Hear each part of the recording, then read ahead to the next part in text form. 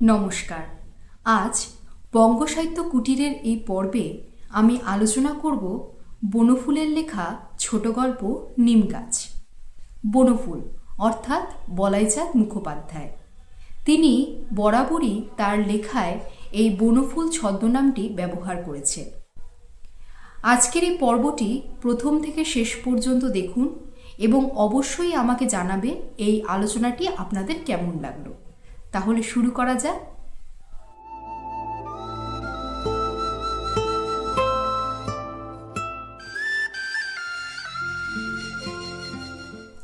বনফুল অর্থাৎ বলাইচাঁদ মুখোপাধ্যায়, তিনি জন্মগ্রহণ করেছিলেন বিহারের পূর্ণিয়া জেলার মণিহার গ্রামে 1899 সালে।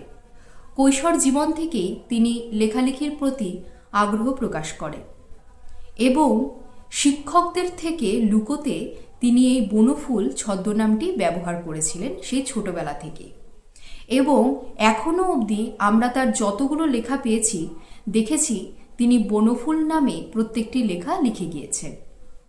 আজকের এই ছোট গল্প নিম গাছ তারই লেখা একটি অনন্য সৃষ্টি।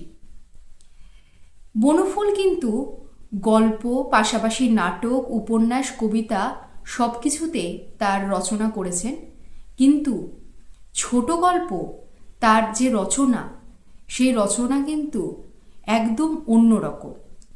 বাংলা সাহিত্যে বনফুলের ছোট গল্প এ যেন এক বিচিত্র বিষয়।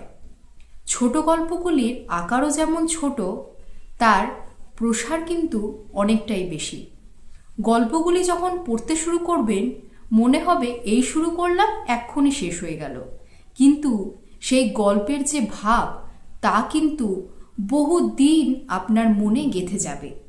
এই নিমগাছ গল্পটিও প্রায় সেরকমই। আসুন তাহলে শুরু করি সেই নিমগাছ গল্পের আলোচনা। এই নিমগাছ গল্পটি লেখকেরই লেখা 1947 সালে অদৃশ্য লোক গ্রন্থে সংকলিত হয়েছে। এই নিমগাছ গল্পের মধ্য দিয়ে লেখক সমাজ জীবনের এক বাস্তব রূপ তুলে ধরেছে। নিম গাছ, এই গাছের এমন কোনো অংশ নেই যা মানুষের কাজে লাগে না, এবং গল্পটি যখনই পড়তে শুরু করবেন লেখক কিন্তু সেভাবেই নিম গাছের বিভিন্ন উপযোগিতা নিয়েই শুরু করেছে। গল্পটি যেহেতু ছোট, আমি একটু পড়ে পড়ে আপনাদের সঙ্গে আলোচনা করব। কেউ ছালটা ছাড়িয়ে নিয়ে সিদ্ধ করছে, পাতাগুলো ছিঁড়ে শিলে পিষছে, কেউ বা ভাজছে গরম তেলে, খোস দাঁত হাজা চুলকানিতে লাগাবে, চর্মরোগের অব্যর্থ মহৌষধ, কচি পাতাগুলো খায়ও অনেকে, এমনই কাঁচাই কিংবা ভেঙে বেগুন সহযোগে, যকৃতের পক্ষে ভারী উপকার, কচি ডালগুলো ভেঙে চিবোয় কত লোক, দাঁত ভালো থাকে, কবিরাজরা প্রশংসায় পঞ্চমুখ, বাড়ির পাশে গজালে বিজ্ঞরা খুশি হন, বলে নিমের হাওয়া ভালো, থাক কেটো না, কাটে না কিন্তু যত্ন করে না, আবর্জনা জমে এসে চারিদিকে, শান দিয়ে বাঁধিয়ে দেয় কেউ কেউ, আর সে আর আবর্জনা। হঠাৎ একদিন একটা নতুন ধরনের লোক এলো। আচ্ছা, আমরা প্রথম কিছু লাইন পড়ে বুঝতে পারলাম যে নিম গাছের যে বিভিন্ন গুণাবলী বা নিম গাছ কী কী বিষয়ে ব্যবহার করা যায় তার একটি আমাদের ডিটেলস দিয়েছেন লেখক। যে কেউ ছালটা ছাড়িয়ে নিয়ে সিদ্ধ করছে, কেউ পাতাগুলো পিষে দিচ্ছে, কেউ বা ভাজছে গরম তেলে, যেটি দাঁত হাজা চুলকানিতে ব্যবহার হবে, মানে আবার চর্মরোগের অব্যর্থ মহাষধ, অর্থাৎ যে রোগের ক্ষেত্রে নিম গাছের যে ব্যবহার তা আমরা জানি, এবং নিম গাছের পাতা অনেকেই খেতে ভালোবাসে বেগুন সহযোগে, তো সেটিও অনেকের প্রিয় খাবার। আবার অনেকে এমনি কাঁচাই খেয়ে ফেলে, কেউ কেউ দাঁত পরিষ্কার রাখার জন্য নিমের ডাল ব্যবহার করে। গ্রামাঞ্চলে আমরা এখনও পর্যন্ত দেখতে পাই যে গ্রামের অনেক বৃদ্ধ মানুষ বা যারা কম বয়সী তারাও এই নিম গাছের ডাল ব্যবহার করে দাঁত ব্রাশ করেন।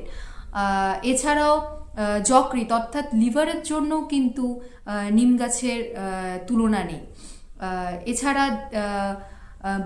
বাড়ির পাশে মানে এখানে লেখক বলেছেন যে বাড়ির পাশে গজালে বিজ্ঞরা খুশি হন, অর্থাৎ অনেকেই বলেন নিম গাছের হাওয়া খুব উপকার। নিম গাছ বাড়ির পাশে জন্মালে তার হাওয়া শরীরে লাগলে অনেক রোগ নাকি সেরে যায়। আবার অনেকে এই গাছটি কাটতে চায় না, কিন্তু যত্নও করে না, সে প্রসঙ্গে আমি আসছি। আবার এই গাছের চারপাশে আবর্জনা জমে, কেউ কেউ সে আবর্জনাকে পরিষ্কার করে না, কিন্তু তার পাশে শান বাঁধিয়ে দেয়।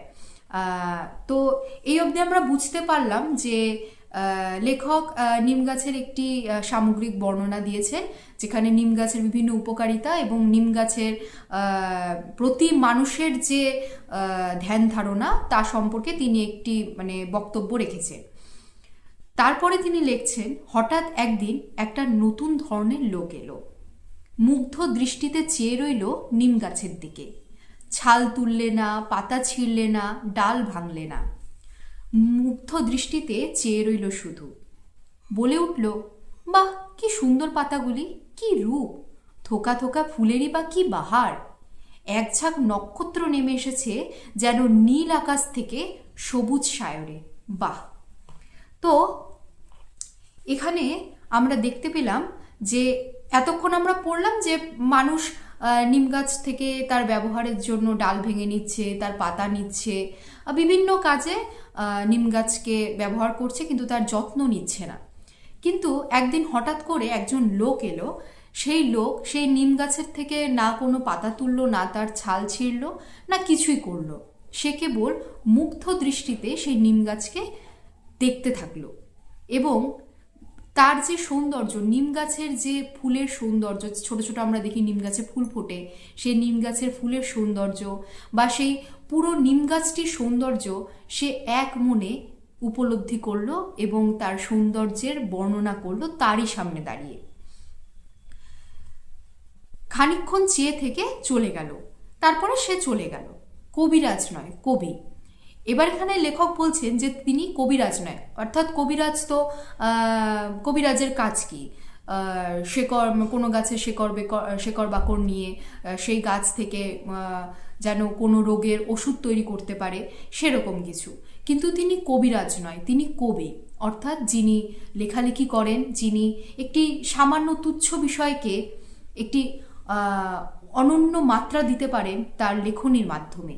সেই কবি সেই নিম গাছের দিকে কিছুক্ষণ তাকিয়ে রইলেন, তার মুগ্ধতায় তিনি বিভোর হয়ে রইলেন এবং কিছুক্ষণ পরে তিনি সেখান থেকে চলে গেলেন। নিম গাছটার ইচ্ছে করতে লাগলো লোকটার সঙ্গে চলে যায়, কিন্তু পারলে না। মাটির ভিতর অনেক শিকড় অনেক দূর চলে গেছে। বাড়ির পিছনে আবর্জনার স্তূপের মধ্যে দাঁড়িয়ে রইল সে। ওদের বাড়ির গৃহকর্ম নিপুণা লক্ষ্মী বউটার ঠিক একই দশা। আচ্ছা, নিম গাছটার ইচ্ছে করতে লাগলো লোকটার সঙ্গে চলে যায়। এবার স্বাভাবিক, একটি নিম গাছ সে তো জড় বস্তু, সে কিভাবে, তার যতই প্রাণ থাকে, আমরা জানি যে গাছেরও প্রাণ রয়েছে, কিন্তু আমরা সাধারণ চোখে যা দেখি, গাছকে তো কোনোদিন হাঁটতে চলতে দেখি না। তারা এক জায়গায় বছরের পর বছর, যুগের পর যুগ একভাবেই দাঁড়িয়ে থাকে, তার প্রাণ থাক না থাক। এভাবেই ভগবান আমাদের এই প্রকৃতিকে সৃষ্টি করেছে।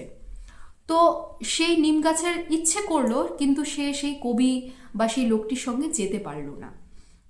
মাটির ভিতর শিকড় অনেক দূরে চলে গিয়েছে, অর্থাৎ হতেই পারে সেটি অনেক প্রাচীন গাছ, যার কারণে তার শিকড় মাটির অনেকটাই নিচে প্রবেশ করেছে। তার পক্ষে কোনোভাবেই সেই শিকড়কে তুলে নিজের থেকে হেঁটে যাওয়া কোনো মতেই সম্ভব নয়। এবং বাড়ির পিছনে আবর্জনা স্তূপের মধ্যেই দাঁড়িয়ে রইল সে। ওই যে প্রথমেই লেখক লিখেছেন যে শান দিয়ে বাঁধিয়েও দেয় কেউ, সে আরেক আবর্জনা, অর্থাৎ শান দিয়ে বাঁধিয়ে দিয়েছে, কিন্তু তার সেই নিম গাছের যে যত্ন, আমি নিম গাছটিকে ব্যবহার করছি, কিন্তু তারও যে যত্নের দরকার, তারও যে বেঁচে থাকার জন্য যত্নের প্রয়োজন, তা কিন্তু কেউ দেখছে না। নিজের দরকার লাগছে, সেখান থেকে সে নিম গাছে ব্যবহার করছে, কিন্তু তাকেও যে যত্ন দেওয়া উচিত, সেই যত্ন কিন্তু নিম গাছ পাচ্ছে না। এবং সেই আবর্জনার মধ্যেই সেই নিম গাছ দাঁড়িয়ে রয়েছে। এই অবধি গল্পটা একদম সরল সোজা, একদম যে টুইস্ট বলে বা চরম পরিণতি ছোট গল্পের, যে এখানেই বনফুলের গল্পের মজা, যে একদম শেষ লাইনটি, ওদের বাড়ির গৃহকর্ম নিপুণা লক্ষ্মী বউটার ঠিক একই দশা। এখানে এসে কিন্তু পাঠকের মনে হঠাৎ করে যেন পুরো গল্পটি একদম 360 ডিগ্রি ঘুরে যাবে। যে একটা ছোট্ট লাইন, ওদের বাড়ি গৃহকর্ম নিপুণা লক্ষ্মী বউটার ঠিক একই দশা। এবার যদি প্রথম থেকে আমরা দেখি নিম গাছ, এই নিম গাছের সঙ্গে তিনি তুলনা করে দিলেন এক গৃহনিপুণা লক্ষ্মী বউটি। একটি মহিলা যখন সে কারো বাড়িতে গৃহবধূ হয়ে আসে, তার যে বিবাহিত জীবন আর তার যে আগের জীবন, সে জীবনের মধ্যে অনেকটাই পার্থক্য হয়ে যায়। সে হঠাৎ করেই যেন অনেকটা বড় হয়ে যায়, তার ঘাড়ে অনেক দায়িত্ব এসে পড়ে। নিজের বাড়ি ছেড়ে এসে সে যখন শ্বশুর ঘরে আসে, সেই বাড়ির প্রত্যেকটি মানুষের প্রতি তার এক দায়িত্ব চলে আসে এবং নিজের সংসারকে সুন্দরভাবে গড়ে তোলার যে এক প্রাণপণ চেষ্টা তার মধ্যে প্রতিনিয়ত কাজ করে এবং সেই দায়িত্বের ভারে সে নিজেকেই ভুলে যায় এবং প্রত্যেকটি মানুষ তার চারপাশে যারা রয়েছে তারা সেই গৃহবধূর থেকে অনেক কিছুই আশা করে বসেন এবং সেই গৃহবধূ চেষ্টা করে যেন সে তার সমস্তটা দিয়ে তাদের আশা ভরসা জুগিয়ে রাখতে পারে এবং এর ফলে সে আস্তে আস্তে নিজের যে অস্তিত্ব তা কিন্তু হারাতে শুরু করে। তো এখানে যখন আমরা প্রথমেই দেখলাম নিম গাছের যে এত কিছু উপকার, এত কিছু তার গুণ, সেই গুণগুলো কিন্তু এই গৃহকর্ম নিপুণা গৃহবধূটির মধ্যেও রয়েছে। সে মানুষের জন্য, তার পরিবারের সকলের জন্য সকাল থেকে রাত অবধি সমস্ত রকম চেষ্টা করে, সমস্ত রকমভাবে তাদের খুশি করার চেষ্টা করে, তাদের যত্ন নেয় এবং নিজের যতটা সম্ভব তাদের উপকার করার চেষ্টা করে, তাদের যত্নে রাখে। একজন সংসার কর্ত্রী হিসাবে সংসারকে সুন্দর বাঁধনে সে বেঁধে রাখে।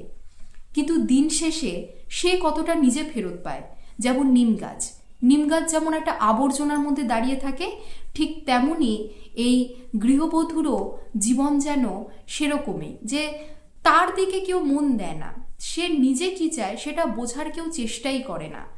সে অন্যের প্রতি কর্তব্য করতে করতে সে নিজের চাওয়া পাওয়াকে একদম ভুলে যায়। তো এরকমই একদিন তার জীবনে একজন মানুষ এলেন, যিনি তাকে দেখলেন, তার এত কিছু, তার এত কাজ, এত কর্তব্যের বাইরেও যে সে নিজে একটা মানুষ, তার যে নিজস্ব একটি চেহারা রয়েছে, তার নিজস্ব যে একটি ভাবভঙ্গি রয়েছে, তার দিকে তিনি দৃষ্টিপাত করলেন। হয়তো সেটি তার ভালোবাসার মানুষ। এখানে লেখক বলেছেন কবিকে।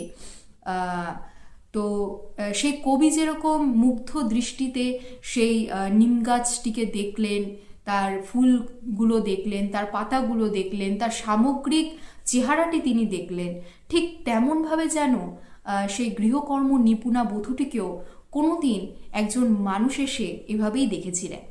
কিন্তু স্বাভাবিকভাবেই সেই গৃহবধূ তখন তাকে তার সেই সংসার ধর্ম ছেড়ে তার সঙ্গে বেরিয়ে যেতে পারেনি। তার মনে প্রচণ্ড ইচ্ছে হয়েছে যে আমি এই সব কিছু ছেড়ে, যে আমাকে লক্ষ্য করেছে, আমার অস্তিত্বকে লক্ষ্য করেছে, আমি তার সঙ্গে এগিয়ে যাই, কিন্তু তা সম্ভব নয়। সে একজন হয়তো গৃহবধূ, কারো মা, কারো স্ত্রী, মানে সে একটি সম্পর্কের যে শিকড়, সেই শিকড়ে সে বাধা পড়েছে, তার শিকড় অনেকটাই নিচে চলে গিয়েছে। সেই শিকড়কে উপড়ে ফেলে সে আরেকজনের হাত ধরে কোনোভাবেই বেরিয়ে যেতে পারবে না। তো এই যে একটি বাস্তব চিত্র, এ কিন্তু মানে এখনকার বর্তমান যুগে দাঁড়িয়ে, এখনকার প্রেক্ষাপটে দাঁড়িয়ে দেখলে এই গল্পটি হয়তো প্রাসঙ্গিক হতেও পারে বা অপ্রাসঙ্গিক হতেও পারে, সেটি আপনাদের ওপরই ছেড়ে দিলাম আমি।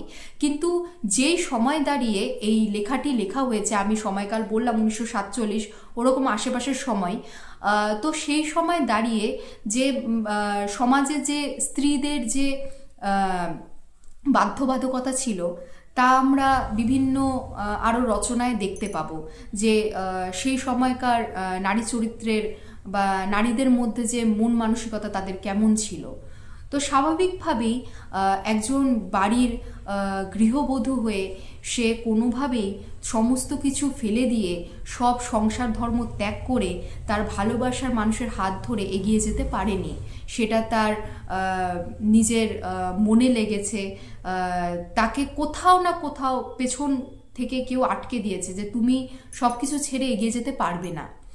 তো এখানেই গল্পের সার্থকতা, যে গোটা গল্পটি একটি নিম গাছের ওপর, আর সেই নিম গাছ কখন একটি বাড়ির, অর্থাৎ যেই বাড়িতে সেই নিম গাছ, সেই বাড়িরই এক গৃহবধূর জীবন কাহিনী হয়ে উঠেছে। যে নিম গাছকেও আমরা যেভাবে ব্যবহার করছি, তাকে শুধু ব্যবহারই করে চলেছি, তাকে তার প্রাপ্য দামটুকু আমরা দিতে পারছি না, ঠিক তেমনই এই গৃহবধূর প্রতি আমরা তার প্রাপ্য সম্মানটুকু হয়তো দিতে পারছি না। সে আমাদের জন্য অবিরত দিনরাত প্রাণপাত করে চলেছে, আমাদেরকে ভালো রাখার চেষ্টা করছে, কিন্তু আমাদের থেকে তার যে পাওয়া উচিত, তার যে সম্মানটুকু পাওয়া উচিত, সে হয়তো পায়নি। সে সেই আবর্জনার স্তূপে পরিণত হয়েছে, তার মনটা আবর্জনা হয়ে গিয়েছে, তার মনের যে কলুষতা তা আমরা দেখতে পারছি না। তো এই হচ্ছে মূল আলোচনার বিষয়, মূল গল্প এটি। আপনারা চাইলে আবারও পড়ে দেখতে পারেন, আমি ডেসক্রিপশন বক্সে এর লিঙ্ক দিয়ে দেব। খুব ছোট্ট সুন্দর গল্প। আর শুধু এই গল্প বলেই না, আপনাদের যদি মানে কোনো সময় মনকে একটু ফ্রেশ করতে হয় বা ভালো কোনো গল্প, একটু অল্প সময়ের মধ্যে একটি এমন গল্প পড়ে নিলাম যাতে একদম মন মানসিকতা একদম পাল্টে গেল, তো অবশ্যই বনফুল বা বলাইচাঁদ মুখোপাধ্যায়ের গল্প পড়ে দেখুন। এক আলাদা মাত্রা পাবেন আপনি এই গল্পের মধ্য দিয়ে। মানে যে কোনো একটি সমাজ জীবনের যে ছোট ছোট যেগুলো, একটি সমাজ তো অনেক কিছু নিয়ে গঠিত, তো সেই সমাজের মধ্যে একটি এই গৃহবধূর জীবন, যাকে নিম গাছের সঙ্গে তুলনা করা যায়, এই ভাবনাটি যে লেখকের মনে এসেছে তাই অনেকটা। তিনি একজন সামান্য গৃহবধূকে নিয়ে এত বড় একটি ভাবনার পরিসর করে গেলেন আমাদের পাঠকদের মনে, তা সত্যি ভাবায়, সত্যি অন্যরকম এক ক্ষেত্রে আমাদের মনকে বিচরণ করতে বাধ্য করে। তো এই আলোচনা আমি এখানেই শেষ করছি। আপনারা অবশ্যই আমাকে জানাবেন আমার এই আলোচনাটি আপনাদের কেমন লাগলো। যদি ভালো লেগে থাকে অবশ্যই আমাকে কমেন্ট করবেন, ভিডিওটি লাইক করবেন। যারা আমার চ্যানেল প্রথম দেখছেন, আমি আশা রাখবো তারা ভালোবেসে আমার এই চ্যানেলটিকে সাবস্ক্রাইব করবেন এবং অবশ্যই বেল আইকনটি প্রেস করে দেবেন, তাহলে আমার সমস্ত ভিডিওর নোটিফিকেশান আপনার মোবাইলে তৎক্ষণাৎ পৌঁছে যাবে। এবং আজকের মতন তাহলে এই পর্ব এখানেই শেষ করছি। আপনারা অবশ্যই জানান। তাহলে সকলে ভালো থাকবেন, সুস্থ থাকবেন। নমস্কার।